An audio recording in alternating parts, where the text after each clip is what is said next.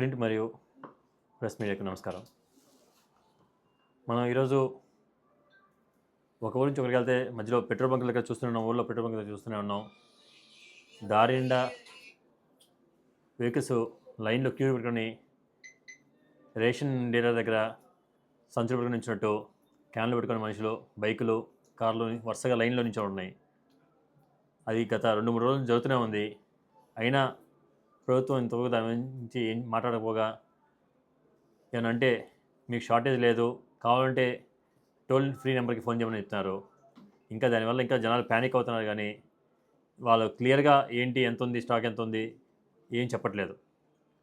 ఇది మాకు అనిపిస్తుంది అంటే కేవలం ఆర్టిఫిషియల్గా షార్టేజ్. ఇది ఆర్టిఫిషియల్ షార్టేజ్ అంటే వాళ్ళు కేవలం షార్టేజ్ లేకుండా షార్టేజ్ చూపిస్తూ చేస్తున్నారు.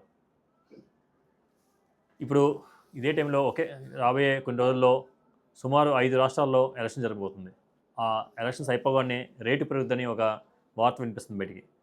దానికోసం ఇప్పుడు కేవలం డీజిల్ని, పెట్రోల్ని స్టోర్ చేసుకొని రేటు పెరిగింది అమ్ముదామని చెప్పి బ్లాక్ మార్కెట్ కోసం వాళ్ళు చేస్తున్నారని ఒక మాట వినిపిస్తుంది. అలానే ఇంకోటి, బయట కంపెనీస్కి ఇచ్చే డీజిల్ రేటు పెరిగినాయి అన్నారు. కమర్షియల్గా ఇచ్చే వాటికి డీజిల్ రేటు పెంచారు. వాళ్ళకి డైవర్ట్ చేశారని చెప్తున్నారు. అంటే వాళ్ళకి ₹150 అంటే ఇక్కడ ₹100 వస్తుంది కాబట్టి సగం వాళ్ళకి డైవర్ట్ చేస్తానంటున్నారు. అది కూడా ఎంతవరకు నిజమో చెప్పలేము. కానీ ఇన్ని జరుగుతున్నా ఇంతవరకు దాని మీద గవర్నమెంట్ ఇప్పటిదాకా ఏం రెస్పాండ్ అవ్వలేదు. ఏదైనా సరే దీనివల్ల ఇబ్బంది పడేది ప్రజలు, రైతులు ముఖ్యంగా. ఇంకోటి దూర ప్రాంతానికి వెళ్ళే ప్యాసింజర్స్ కానీ ఇది చాలా ఇబ్బందిగా ఉంటుంది. మొన్న నేను ఇక్కడ నుంచి మార్కాపురం వెళ్ళాలంటే ట్యాంక్ ఫుల్ చేయాలంటే 2,000 కడతాం, అంతేగాని కొట్టమన్నారు. అక్కడే 3 రౌండ్ వేసి కొట్టించుకోవాల్సి వచ్చింది. ఒకసారి వెళ్తే 2,000 కన్నా ఎక్కువ కొట్టరంట. అందుకని దాని చుట్టూ తిరిగి మళ్ళీ ఇంకో 2,000 కొట్టించి 6,000 కొట్టించుకోవాల్సి వస్తుంది. సో ఆ పరిస్థితి ఇప్పుడు. అది ఇప్పటికీ వాళ్ళు దానికి క్లారిటీ ఇవ్వకుండా ఏమంటే ఎంఆర్ఓలు పెడుతున్నాం, కలెక్టర్ని పంపిస్తాం అంటున్నారు. ఇక స్టాక్ ఎంత ఉందో ఏం చెప్పకుండా కలెక్టర్ని పంపిస్తే మొత్తం ఏం చేస్తారు? ఇది కేవలం వాళ్ళు ఒక ప్లాన్డ్గా డీజిల్ని స్టోర్ చేస్తున్నారు, రేటు పెరిగింది అమ్ముకోవడానికి చూస్తున్నారు. అది గవర్నమెంట్కి తెలుస్తూనే ఉంది. ఇంతో దాని మీద యాక్షన్ తీసుకోవట్లేదు. ఇది రైతులకు ఎంత ఇబ్బంది అవుతుందంటే ఇప్పుడు పొలాల్లో ఇప్పుడు మన ఏరియా చూస్తున్నాం. ఆల్మోస్ట్ అంటే వర్షం పడేటట్టు ఉందని చెప్తున్నారు, సూచనలు ఉన్నాయి. వరి ఎంత తొందరగా కోసుకోవాల్సి వస్తుంది. ఆ కోతకి మిషన్లు పొలాల్లో వచ్చి ఉన్నాయి. వాటికి పెట్రోల్, డీజిల్ దొరకకపోతే వాళ్ళు ఏం చేస్తారు? సుమారు రోజు 100 నుంచి 150 లీటర్లు డీజిల్ అవసరం అవుతుంది దానికి. పెద్దానికి బండి తీసుకొస్తే కొడతామంటే డీజిల్ బండి, ఇప్పుడు ఈ బండి తీసుకెళ్ళి అక్కడ షాప్ దగ్గర వెళ్ళి కొట్టించుకొని వచ్చేసరికి వాళ్ళకి ఎంత ఉంటుంది?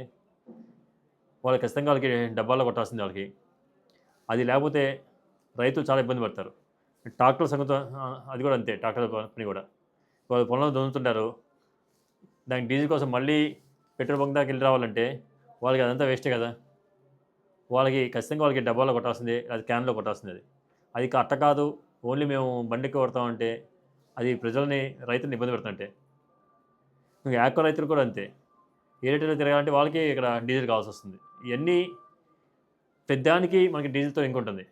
ఇది ఇంతే పోతే నెక్స్ట్ సామాన్య ప్రజలకి మనకి కూరగాయలు, ట్రాన్స్పోర్టు, వీటి రేటు కూడా పెరుగుతాయి. ప్రతి ఒక్కటి దానికి లింక్ ఉంటుంది మనకి, డీజిల్ కానీ పెట్రోల్ కానీ. ఇది తక్షణమే మీరు ఎంత తొందరగా అయితే అంత తొందరగా దీనికి ఒక ఆన్సర్ చూపించాలని ప్రభుత్వం కోరుతున్నాను.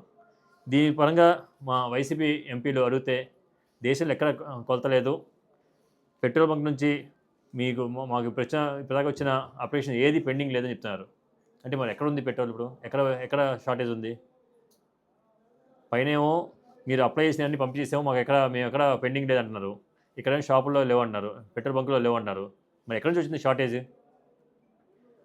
చంద్రబాబు గారు మాట్లాడితే విజనరీ అంటారు, మేము సంపద సృష్టిస్తూ అంటారు. అంటే ఈ రకంగా మన సంపద సృష్టిస్తున్నారో తెలియట్లేదు. కానీ అంటే బ్లాక్ మార్కెట్ చూసి తర్వాత రేటు పెంచుకొని దాని మీద ట్యాక్స్ వేద్దాం అనుకున్నారు, అయితే వాళ్ళ మనుషుల వరకు వాళ్ళ జేబులు నింపుకుందాం అనుకున్నారో తెలియట్లేదు. ఇది ఖచ్చితంగా కల్పితమే, సృష్టించిన షార్టేజ్ మాత్రమే, ఆర్టిఫిషియల్ షార్టేజ్ మాత్రమే.